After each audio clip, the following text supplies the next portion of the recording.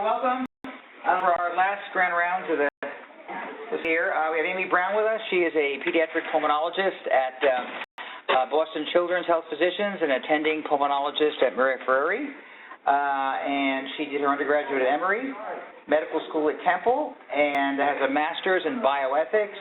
She did a residency and fellowship at Columbia. She's going to talk about chronic cough in children. Welcome. Thank you so much. Thank you for having me. Good morning, everyone. So thank you for that introduction. I work through Boston Children's Health Physicians. As many of you know, we have a satellite office where we see patients here on the 4th floor. Myself, one of my partners, Agnes Banquet, and another Suzette Jonai, who many of you know, are here on average about 2 days a week, and there's that rotation between us all. So we're here locally as well as down in Westchester. The topic of my talk for today is chronic cough in children, clinical clues for cracking the complex. Good morning.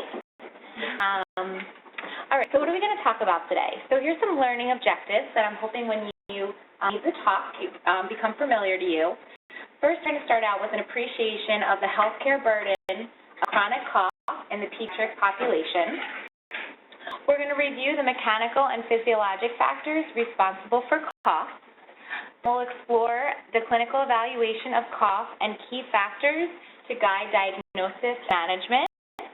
Review treatment strategies for nonspecific cough, and I'll talk a little bit more about what I mean by nonspecific cough later on.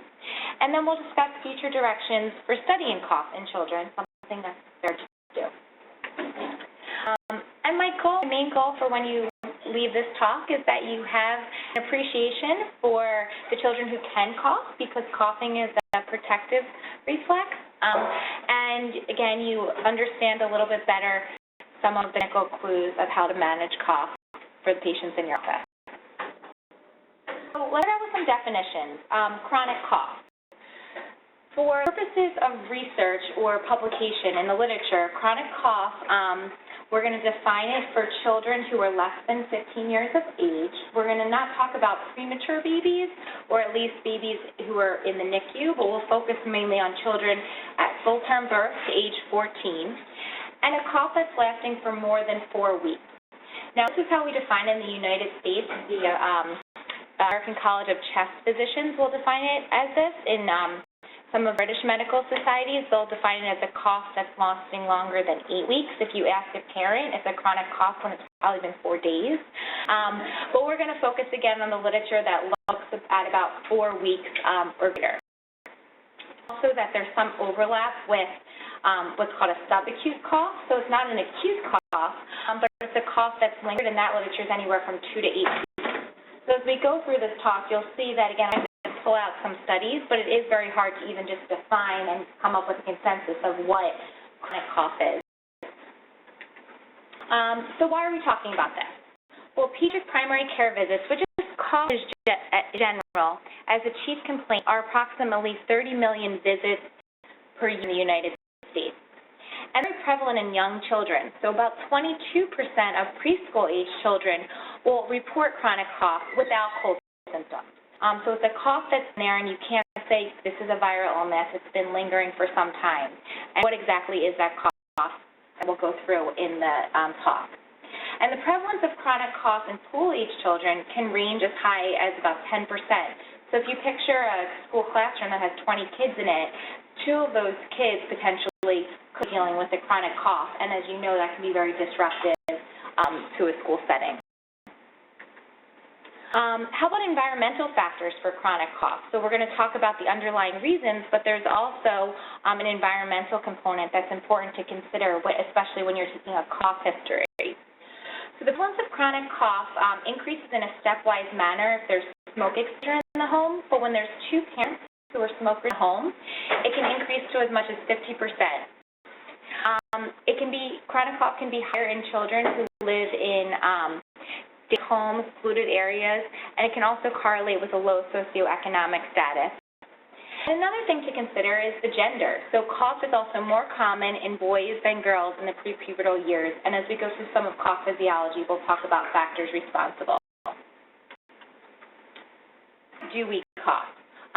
Taking back to physiology basics and just what a cough is and why it happens. So it's one of the most protective reflexes, and as I mentioned in the very beginning, and I tell parents, coughing is a good thing. Too much cough is not a thing. So we cough to protect our airways. It is one of the most important components of the innate immune system by which the respiratory system enhances its mucociliary clearance. There's a lot of microscopic elements to mucociliary clearance, but the main event that brings it all together is having an effective cough and be able to expel any materials that have irritated the airways. And something important to remember is that cough is under both voluntary and involuntary control, and this is something, again, we'll talk about as we go through factors that contribute to cough. I'll take you through these two diagrams on the next two slides. So just the mechanics of cough. There's a few different phases. The first is just an irritation. This is the trigger for the cough. So something irritates the airways, whether it's inhaled or it's something sitting in the cough, it's sitting in the lungs, some excess mucus, and it stimulates a cough. The first phase is inspiration, and so when we inspire, the inhalation, we expand our chest, expand our lungs, and we're lengthening the expiratory muscle. So a lot of the inspiratory phase, think of it as timing for the expiratory phase, because that's going to be the main event of cough. And while we're doing this, we're creating a favorable length-tension relationship. Again, inspiration, but really priming for expiration, which would be the main part of the cough. Then there's the compression phase, so that's over here, phase 2, where the expiratory muscles start to contract. And contracting against a closed glyph, or the upper portion of the airway, and increasing the intrathoracic pressure, so generating a lot of pressure in order for the material to be expelled. And the last phase is the expulsion phase. When the glottis opens, you have that favorable length-tension relationship, you have a high amount of pressure, and now you have a high expiratory flow, and the audible cough is occurring. And when dynamic compression is occurring to allow the materials out. So very basic. You can imagine that as basic as this is, there's a lot of things that need to occur and a lot of areas where this can go wrong. In your children who have abnormally shaped chest walls, you can't create this favorable length-tension relationship. In patients who have neuromuscular disease, you can't create this favorable length-tension relationship. If you have an abnormal upper airway, if you have vocal cord paresis or problems with the vocal cords, so there are a lot of things that we rely on that will work for this coordinated effort to occur. How about so we talked about the mechanical aspects, but how about just on a more chemical level, or what's happening at the intracellular level? So as far as cough goes, there's 3 different phases. I think of it as receptors. So these are your afferents. These are what's generating the information that I should cough.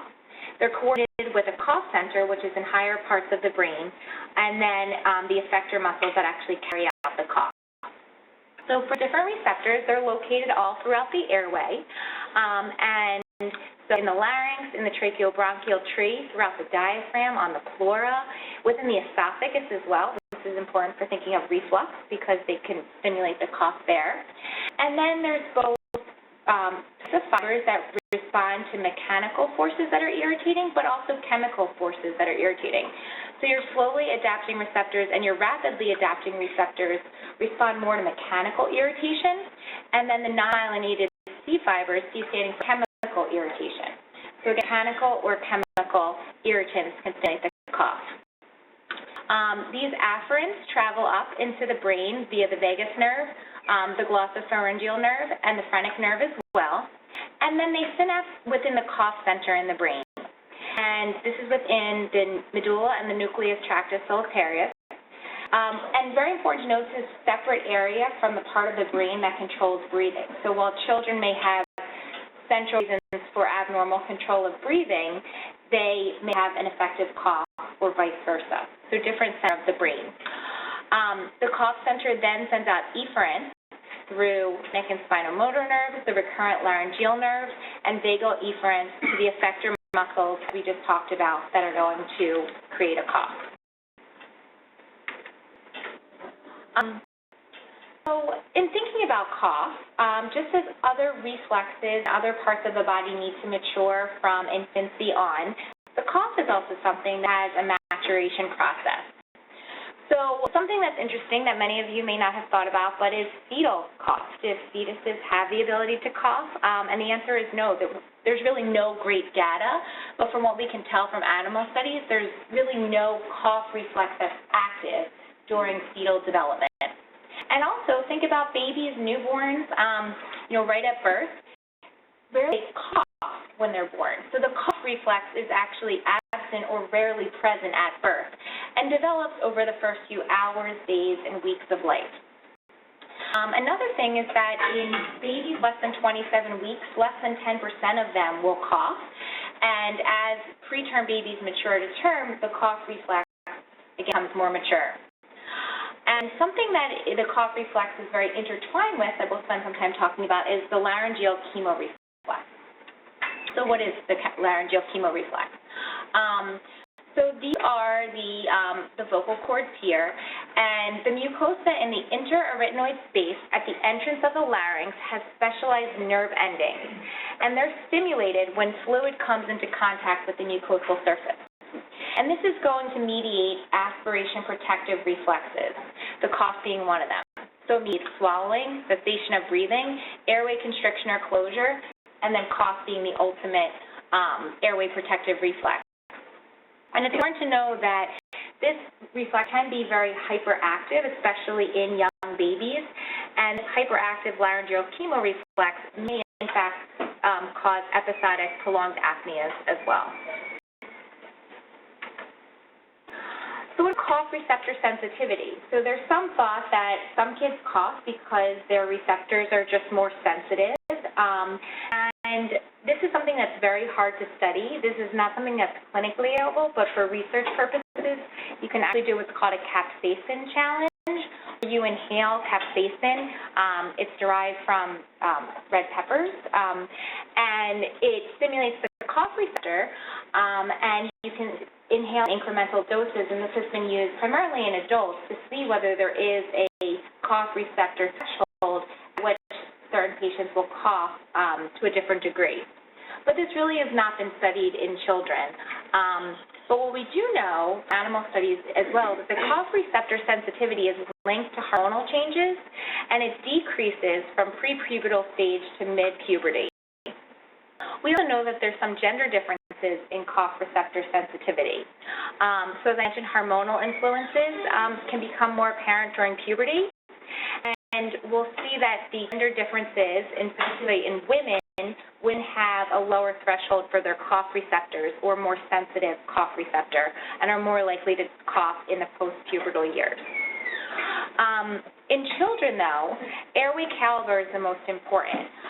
Males, in particularly in the prepubertal years, have smaller airways than female counterparts. When you think about airway caliber, just a smaller airway diameter is generally seen in males, making them more prone to coughing, as well as age. That's another factor, and that also has to do with airway diameter. As you grow, your airways grow, and so younger kids, especially with the viral-induced asthma that we see, a lot of times it's just related to the airway diameter.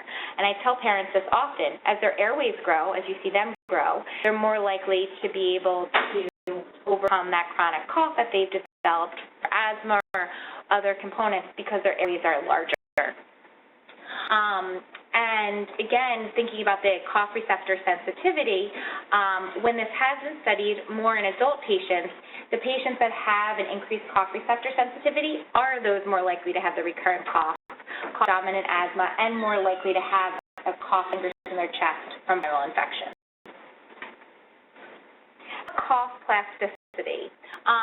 So the body is able to modulate how much it coughs and how often in either the short term and in the long term. And this is in response to physiologic factors, environmental conditions, and pathological processes that the body encounters. This protective reflex may become exaggerated due to the persistence of subthreshold stimuli. And cough sensitization can occur, again, we talked about environmental factors. So what can make you more likely to cough or sensitize you to coughing is irritants in the environment, repeat inflammation, so back-to-back viral infections, especially in our kids who are immunosuppressed. And then this leads to increased excitability of nerve terminals, lowering the threshold for activation. And this happens both on the peripheral level, in your airways, and centrally as well. So a bunch of backgrounds on cough in general. And so let's talk about the clinical presentation, what you're seeing in the office, and what are some clinical indicators that may lead you to aid in the diagnosis. So, cough, key elements of a history. So when is the cough starting? So the first thing when I see a patient, and in the beginning of my notes, I'll just say the onset of respiratory symptoms is. So it's really important to know age and onset, because this may lead you in one direction or another. So neonatal onset has to make you think of a congenital malformation, a condition predisposing to aspiration. Again, babies are born with floppy muscles everywhere, so those airway muscles are floppy and should mature. But if they don't mature appropriately, that can make them prone to aspiration, causing cough. Or other conditions making them prone to chronic pulmonary infection. As far as onset goes, sudden onset should make you suspicious for a foreign body in the airway, but also remember we can foreign bodies in the airway with chronic cough as well. And is there a relationship to a trigger, a viral or infectious illness? So in talking about timing and triggers, there's also some very classic scenarios that help guide me or guide us to what type of cough we're dealing with. So is this patient having exposure to a characteristic trigger? And it's typically worse with sleep. So these are your patients who they may have homes where they're living with different parents, and when they're at one parent's house who has a cat, that's when they're always coughing, and when they're at the other parent's house who doesn't have a cat or doesn't have exposures, they're not coughing. So that's really a clue into asthma. So different characteristic triggers, but that the cough is not persisted throughout. Especially one that's worse with sleep, and we'll talk about that as well. How about an association with nasal problems? They're always feeling congested. It's an early morning cough. It's worse with position, meaning when they're lying flat, they're coughing more, and then as soon as they get up, they clear their airway, and then throughout the rest of the day, they're fine. That's more of an upper airway contributor and a postnasal drip. A cough that's also worse and most productive in the morning should lead you to think of bronchiectasis. And bronchiectasis is a diagnosis that you will get for many different underlying causes, as we'll go through. How about a cough that occurs with swallowing? This should make you think of aspiration. And the other thing to know is that aspiration, the patient may not always cough, or more what we call silent aspiration as well. How about a cough that's in relation to eating? It's worse within the first hours after meal, worse when it's upon, especially when you see a teenager who has a cough and you take a history from them and they say that they eat dinner at 9 o'clock and then they're lying in bed on their phone right after they eat dinner and their cough is new with other risk factors. A lot of times that's related to reflux. And then cough is very difficult to diagnose, and I'm sure a challenge for many of you is the psychogenic cough or a habit cough. So this is a cough that is terribly disruptive. It's present during the day. It never coughs at night. It's very disruptive, especially in school, and really that absence of nighttime factors with an otherwise normal history should do in that direction. And I think of all of these, that's one of the most difficult ones to treat, evaluate, and manage with patients, and we'll talk about that. Okay, so just the nature of the cough. So again, when I'm taking a cough history, I also talk about what type of cough it is. So cough is not just one thing. There's different patterns and different descriptors of cough. So one characteristic is your paroxysmal cough. This is your very violent cough. The kid starts having a cough and it's a coughing fit. Everyone around them turns their head to see this child coughing, and parents describe, again, this violent cough. And usually it's triggered by something. So they're fine, and then all of a sudden they go outside in the cold air and they have this violent cough. Makes you think of asthma. And the only other time where you could see a paroxysmal cough in other situations, but if you do see that paroxysmal violent cough, especially when there's that inspiratory whoop component, that should also make you think of pertussis, especially in a child who might have either not vaccinated or incomplete vaccination. What about a barking or brassy cough. This suggests more of an upper airway cause. A lot of times we'll see airway malacia, especially if there's a stridorous component. You want to think of vascular compression of the airway. If there's an infectious history that correlates, so laryngotracheal bronchitis. Croup also is in the differential, or a foreign body that's lodged in the airway. So that's the more barking nature that we see. A staccato cough is also classically thought of from chlamydial infection. So this is your cough that's like sounds like you're pressing on a piano key, one at a time. Very different than your paroxysmal cough from asthma or a viral infection. The psychogenic cough, many of my partners who've been doing this for many years say they can diagnose the patient from the waiting room when it's a psychogenic cough, because this is a cough that you wonder, how can the patient make this sound? It's a very honking cough. It sounds very deep. It makes everyone very worried. But that honking cough that disappears at night, again, think psychogenic or habit cough. And then another important characteristic, and this is more and more in the literature, is about the wet cough. And we'll talk about antibiotics and management of cough. But that productive or wet moist cough suggests some sort of suppurative or infectious process, such as a protracted bronchitis. And again, that'll come up in a few slides. But all of these cough characteristics in the literature, when you're taking a history, aside from imaging findings, the history component of a chronic productive wet moist cough is the most useful clinical marker in predicting particular or specific etiology. So additional medical history and what you're going to do with every patient that you're seeing, past medical history, of course knowing the pregnancy history, labor, delivery, eczema history. I ask this to all my patients, especially with asthma. An eczema history is part of the asthma predictive index. It can increase their risk for asthma, so important to get an eczema history. And a lot of parents will say, oh, yes, they do have a history of eczema, and they want to know why that's important. What I explain to them is a lot of what the airways are doing is filtering everything in the environment from an airborne perspective, and the skin does the same thing as well. And the changes that you can see on the skin and the hyper-responsive nature of the skin to irritants is similar to what's happening in the areas. This gives parents a little bit of a visual and helps them understand why they might use some of the same medicines, such as your steroid preparations on the skin, that we'll use on the airways. So I do a lot of parallels between eczema and asthma for my patients. Pneumonia history, where is the pneumonia? Is it in a single recurrent lobe, making you think that maybe there's a congenital malformation, versus multilobar presentation? Multilobar makes you think more of an immunodeficiency. Family history, of course, is very important: asthma, HT, other genetic disorders, and then all different social and environmental exposures. So it's key for us that we take very good and thorough environmental histories, because those are things that can potentially modify. Exposure to passive or active tobacco smoke, other chemical irritants, the location of where they live, and if there's environmental exposures in that area. Is their home indoor or damp? Do they live on a basement level? Is there mold exposure, wood burning or gas stoves, pollution? Have they traveled recently? And then in thinking of different triggers, history of pets or other animals that may have an allergen risk.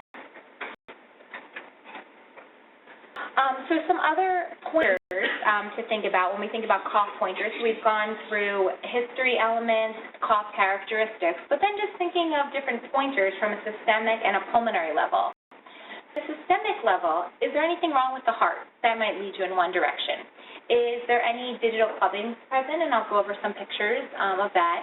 Are they gaining weight? I tell parents weight is a poor man's marker for lung function. If your lungs are inflamed and not working properly, of course you'll see saturations that might drop and other things, but you're going to gain weight.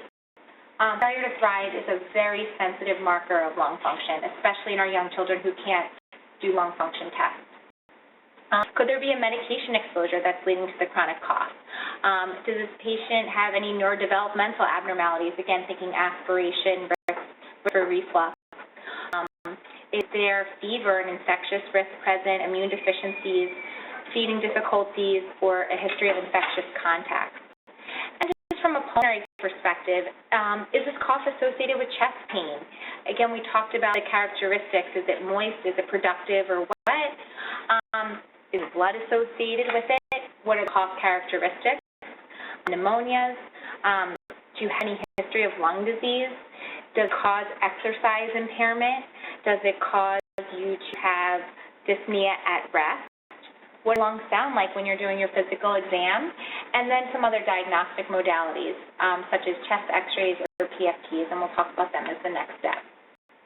So on your physical exam, there's many different things that you can see. We see pretty much everything in our offices, as far as normal exams to multiples of abnormal exams. But I'll take you through some of the text, then we'll go through the pictures. For general findings, of course, you're just going to look at the patient. Do they appear as if they're chronically ill or growth? Do you see any signs of failure to thrive? Are they overweight? Any dysmorphism? Look at the chest. Is the chest wall normal? Are they showing signs of increased work of breathing, retracting, accessory muscle use? And what do the breath sounds sound like? The upper airways, do they have the allergic shiners? So that's over here, so the swollen, sunken eyes. Swollen nasal turbinates. Some patients will have also, because they're itching their nose so much, you'll see at the brim of the nose can be inflamed, and that's shown over here. You'll also see some conjunctival ejection. This is a picture of nasal polyps. Halitosis, if they have a chronic nasal drip, a lot of times that'll affect the patient giving the bad breath. Pharyngeal cobblestoning, and a lot of times when I see cobblestoning in the office, I show the parent because they can actually see that and understand what that is, and then they'll more likely, I find, to use the nasal sprays or things that may be contributing to the cough. Do they have an abnormal upper airway, palatal anomalies, voice anomalies, suggesting maybe the vocal cords aren't functioning correctly, and a history of ear infections also can make you think of underlying impairment of airway clearance. Is eczema present? So eczema, we see it on the face, we see it on the back of the legs. We can really see it anywhere, but those are some classic locations. This is a girl with some pharyngeal cobblestoning, and then this is the digital clubbing also. And anytime you see digital clubbing, that should increase your suspicion for a chronic lung disease, especially when it's in the context of your coughing patient. You can see digital clubbing with some GI illnesses, so it's not always associated with the pulmonary impairment, but should absolutely increase your suspicion for lung diseases. Going to thorough cardiovascular exam, GI exam, the extremities we talked about, and skin, and neurologic abnormalities. So we see a patient with chronic cough. We take our thorough history and go through a lot of what we just talked about. And then the first recommendation is that we obtain a chest x-ray. And obtaining a chest x-ray may be useful. It'll show you a lot of non-specific signs.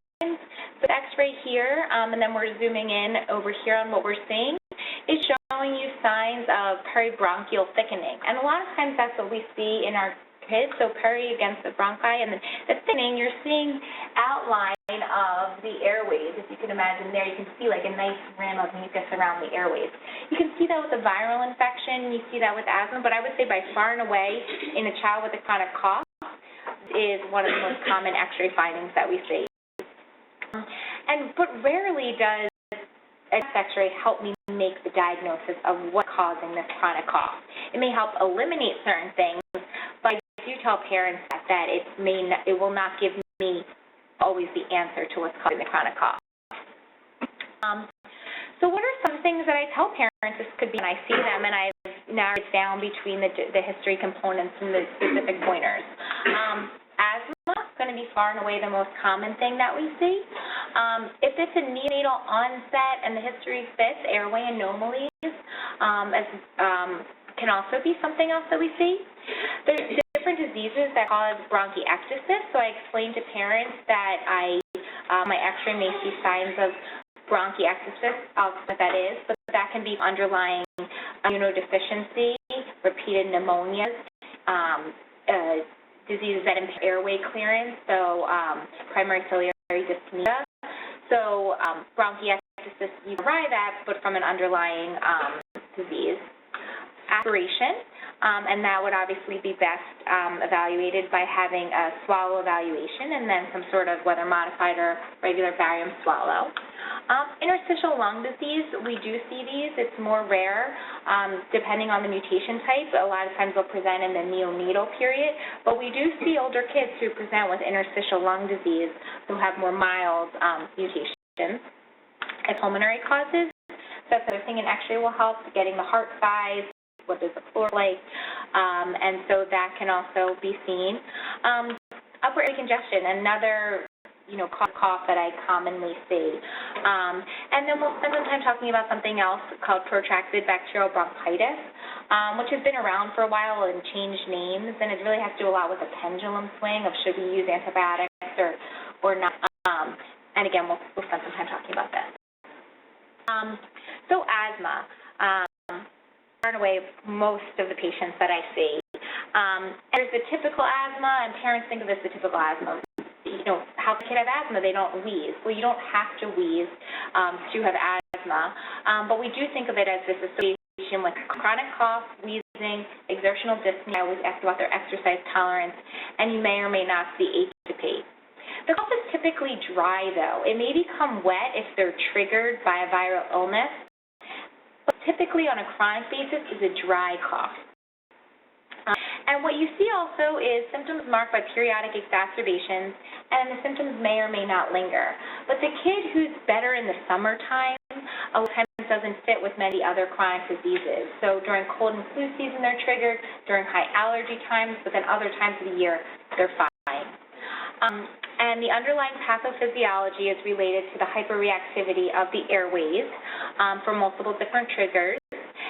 And there is some evidence that the cough sensitivity is actually increased during an asthma exacerbation, so not only are they coughing more, but they're actually more sensitized at that time to coughing. And we'll return back to a baseline. Also it's worse at night with night awakening. Yes, absolutely. And we touched on that before, but that's a very, very important point. Absolutely, the nighttime cough is an important distinguisher.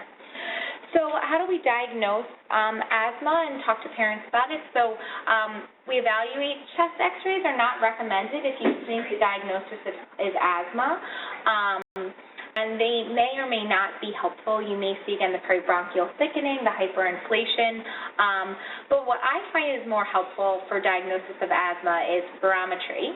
And just to take you through spirometry 101 in 30 seconds or less, we get it's an expiratory maneuver that we're looking at. We do them in our office. I tell parents this is like my blood pressure cuff. This is giving me insight to their lung function. There's two curves that are generated. This is time on the x-axis, volume here, and this helps us to generate something called the FEV1, the forced expiratory volume in the first second. This is a marker of the large airways emptying. Large airways are emptying the first second because they're the closest to the mouth, and then there's another marker for small airway flow.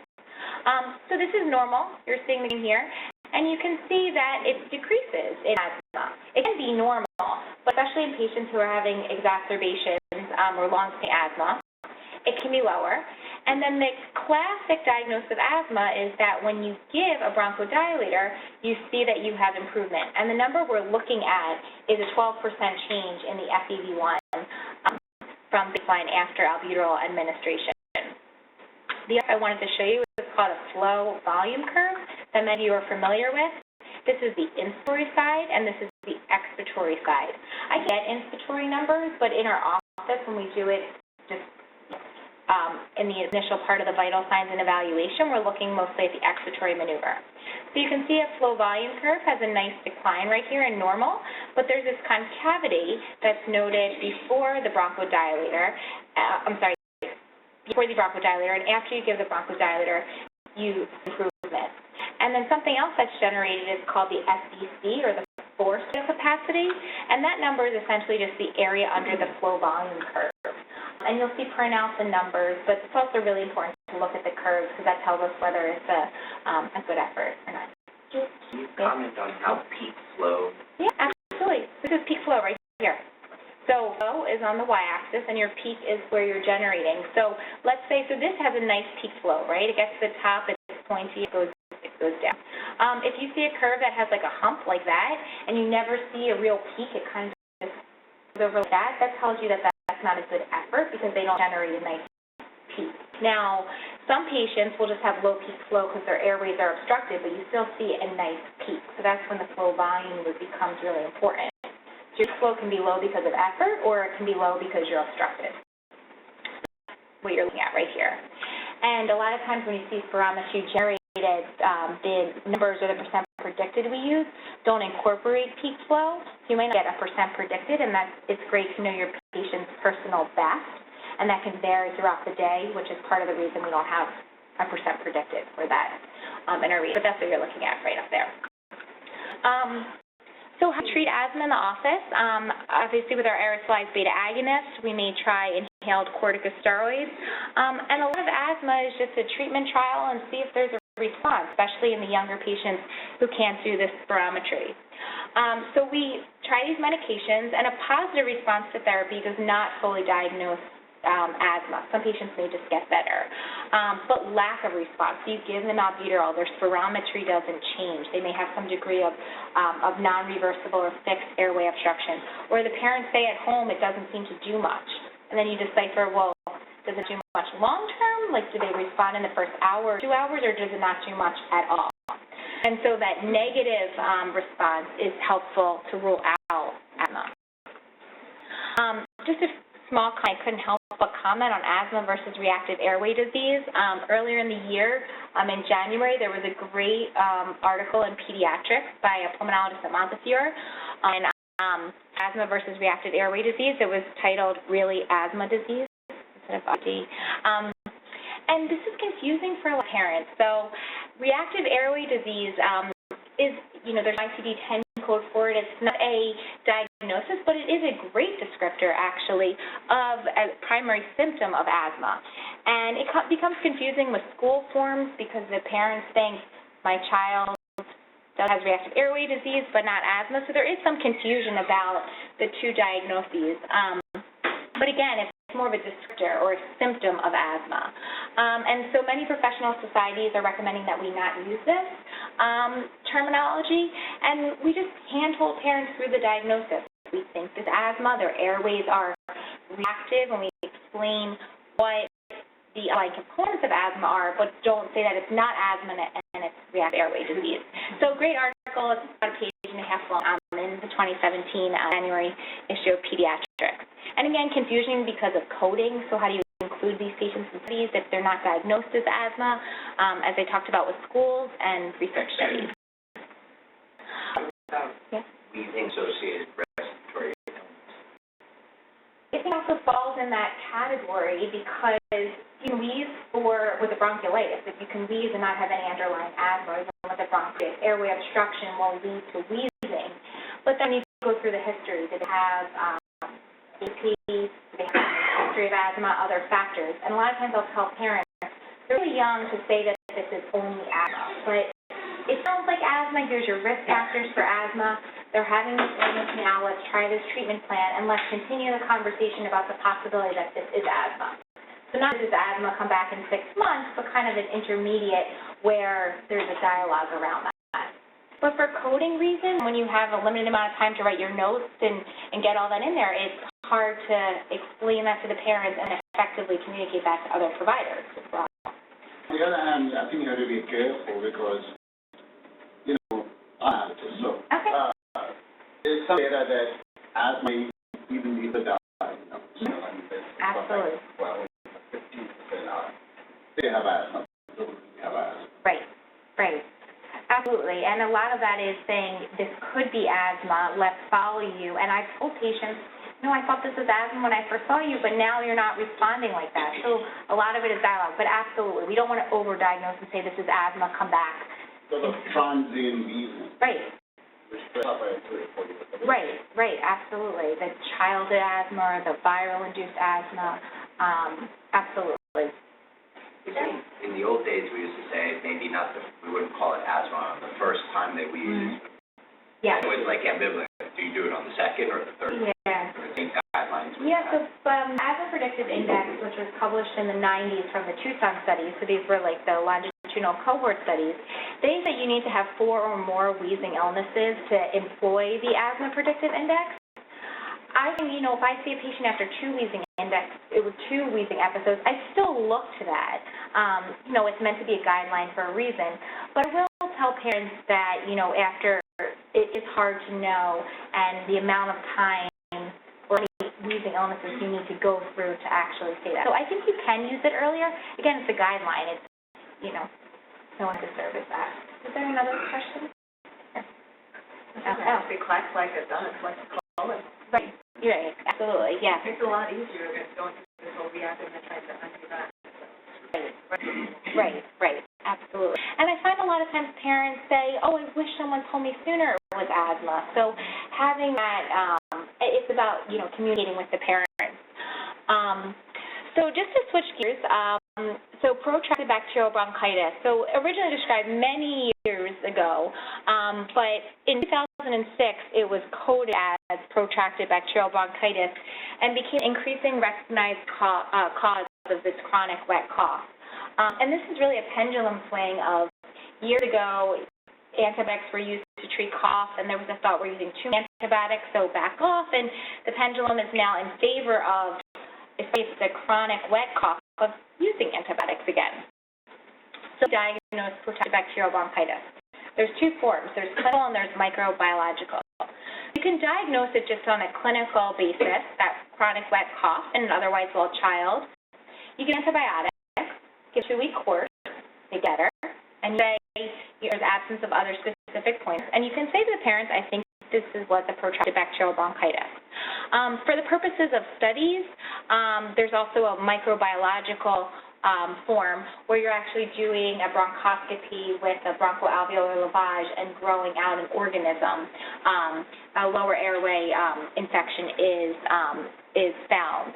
And again, typical airway bugs that you're going to see, non-typal H. flu, strep pneumo, moraxella. So bugs that inhabit the upper airway are also most likely to cause this in the lower airway. And the thing that's confusing here, I find very difficult, especially to explain to parents, is that let's say you have this wet cough, you have your patient come in, they get 2 weeks of antibiotics, but still not better. The guidelines actually say, well, you can continue treating and I think the key is if you see some improvement, but you can actually treat for up to 4 weeks with resolution and say that this is a protracted bacterial bronchitis. But if symptoms still persist, that's when you would go to a bronchoscopy. Even though you've been on antibiotics, you still may recover an organism, especially a resistant organism. Chest CT, which we really reserve in patients because of the radiation exposure, and then other things that we'll talk about, aspiration and immune system function. Has been associated or correlated with radioimmunization? Not that I'm aware of. In other words,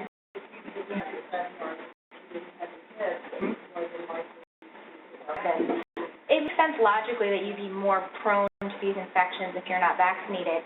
There's also where it gets a little bit gray is we see patients who are vaccinated and then we test their strep pneumo titers and they're not present or they're extremely low. So I'm aware of the evidence for that, but it makes sense that they would be at high risk. And what about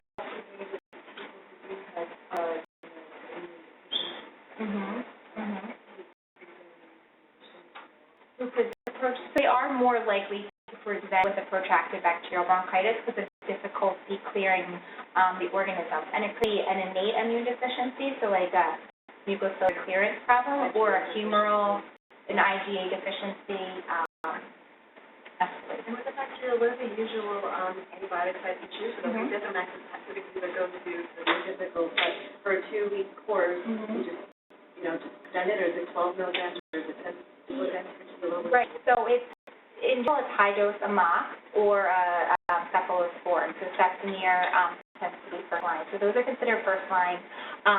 In kids who have underlying predisposition for anything that may be caused by typical organisms, it's actually the fluoroquinolones, even though technically there is a risk over azithromycin. The fluoroquinolones will provide more coverage if you fail a beta-lactam or cephalosporin. So azithromycin is not right. If you think if it's a chronic cough and you're suspecting, especially has that wet, moist nature, atypical, you would actually go to work when the lung was over azithromycin. What would physical exam be for the bacterial bronchitis? Is it just by history, like the parents say it's productive? If you hear totally clear lungs, You could go treat if you hear clear lungs. A lot of times you'll hear crackles to some degree because of any purulent materials that will be there. And they can move around because as they cough, the mucus will move, so they might have crackles in one area and then they cough. And a lot of times I examine patients in the beginning of the encounter, and then they're coughing about the encounter, and then I examine them after to see if there's any dynamic changes. They're very dynamic exams. You can hear clear lungs. And clear lungs with a wet, productive cough may suggest more of an upper airway cause, and then that's correlating with the time frame as well. But usually there's some olfactory findings. They just can be dynamic in nature.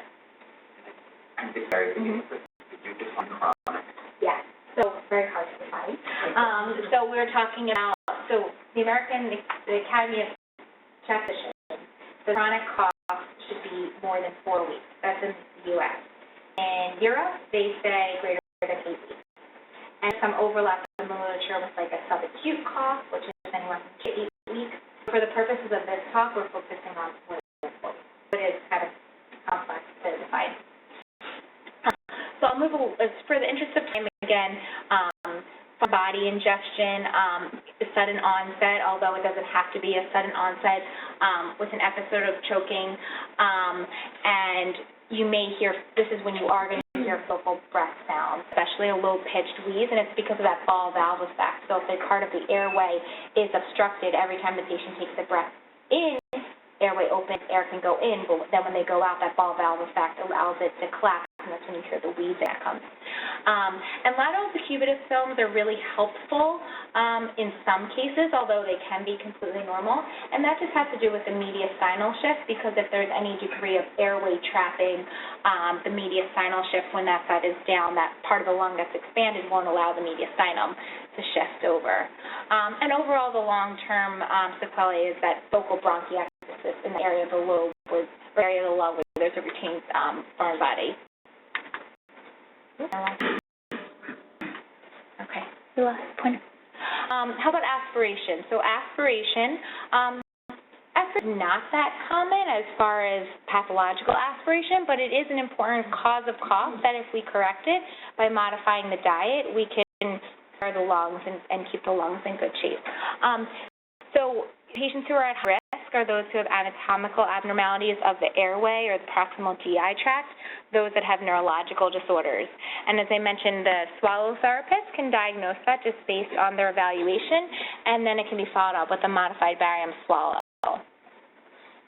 Bronchiectasis, we've mentioned this in the interest of time. This is something that's an endpoint for multiple different diseases. You can see bronchiectatic changes on a chest x-ray, but when you see that, a CAT scan is recommended to see the degree of bronchiectasis. And essentially what this is it's just airway dilation. They become very mucus-filled and floppy, and on CAT scans, you're seeing that the airway is actually larger than its corresponding vessel. This impairs airway clearance, and why it's important to know is that it can change your management in that patients with bronchiectasis are more prone to bacterial infection, so those are the patients you're going to be more aggressive with antibiotics. And you may also give some underlying airway clearance as well. Malacia we see as well. A lot of times I'll see this in a child whose history is from the neonatal or early childhood onset. It can happen at any portion of the airway, and when they get a viral infection, they'll cough more. They generate a back pressure in the lungs, so